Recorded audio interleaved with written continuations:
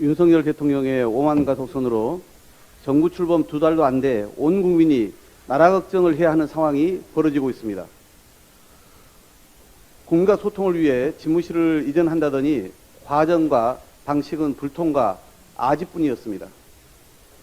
검찰의 독립 강화를 외치더니 정부 요직을 측근 검찰로 채우는 검찰천하를 만들었고, 민정수석을 폐지한다면서 한동훈 법무부 장관이 민정수석, 검찰총장 역할까지 맡는 검찰공화국을 완성했습니다.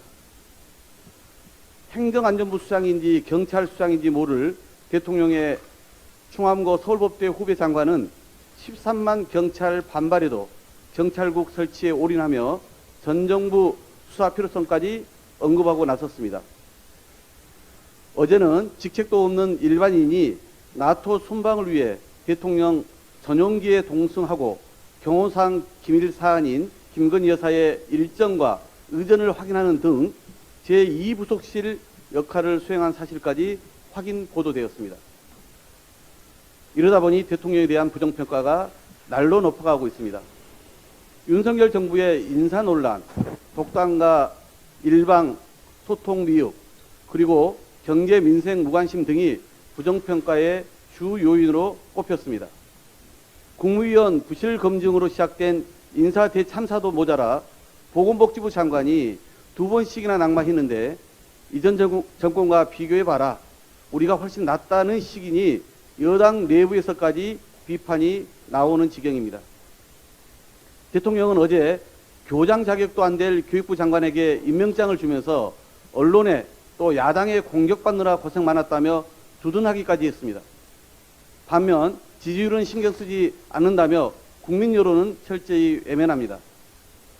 국민의 목소리에 기맞고 국민의 눈높이를 무시한 국정 운영으로는 대한민국이란 거대한 민심의 바다를 건널 수 없습니다. 어제 민주당 민생우선 실천단은 홍대 앞 소상공인 자영업자분들과 간담회를 가졌습니다. 600만 원 정부 지원금으로는 한 달치 월세도 못 낸다는 상인들의 호소에 돌아서는 발걸음이 너무나 무거웠습니다. 전 정부 탓만 하고 있을 여유가 없습니다. 대통령은 새 정부가 국민을 위해 무엇을 할 것인지 명확히 밝혀 대안과 능력을 직접 보여줘야 합니다. 지금 절실한 것은 고물가, 고금리, 고환율로 병들어가는 민생경제부터 살리는 일일 것입니다. 연이은 인사 대참사에도 윤석열 대통령은 사과나 유감 표명은커녕 또다시 성비 논란이 있는 후보를 공정거래위원장에 지명했습니다. 더 놀라운 사실은 대통령실이 이미 송옥열 후보자의 과거 성희롱 발언을 알고 있었다는 점입니다. 교수가 자신이 가르치던 학생들을 대상으로 입에 담기 민망할 성희롱 발언을 했는데 사과했으니 별 문제 없다는 인식은 충격 그 자체입니다. 성비로 징계성 처분을 받은 윤재순 총무비서관도 대통령 측근으로서 꿋꿋하게 자리를 지키고 있으니 대통령과 사법연수원 동기의 이 정도 발언은 아무 문제 없단 말입니까? 아울러 전문성 면에서도 부적절한 인사로 판단됩니다.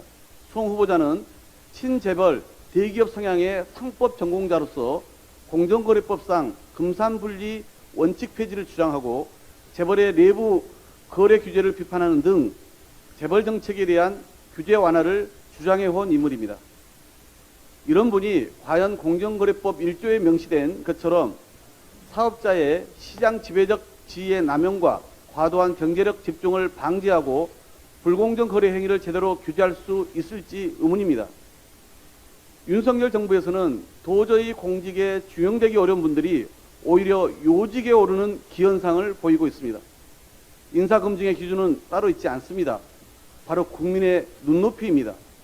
후보자 스스로도 낙마 사유임을 인정했는데 대통령이 인정하지 않은 것은 아집과 오만일 뿐입니다. 성비 전력이 있는 송 후보자는 국민이 납득할 수 없는 인사입니다. 윤석열 대통령은 더 늦지 않게 송 후보의 지명을 철회하고 공정의 가치에 부합하는 철학과 능력을 갖춘 인사를 물색하기 바랍니다. 이상입니다.